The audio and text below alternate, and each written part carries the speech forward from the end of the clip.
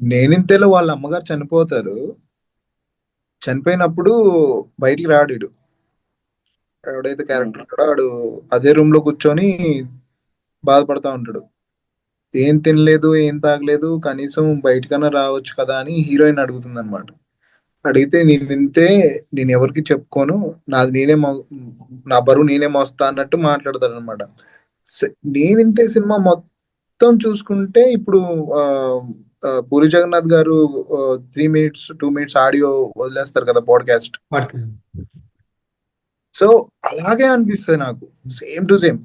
దేనికి కుంగిపోకూడదు, దేనికి లొంగిపోకూడదు, ఇలాగే ఉండాలి మనిషి అంటే అని ఒక బరువైన క్యారెక్టర్ రాశాడు. చాలా బరువైన క్యారెక్టర్ అది. ఎంత అంటే వాళ్ళ అమ్మ పోతుంది, ఆ లైఫ్ పోతుంది, ఆ లైఫ్ అంటే లవర్, మళ్ళీ తర్వాత ఆ కెరీర్ పోతుంది ఆ సినిమా డైరెక్టర్ గా.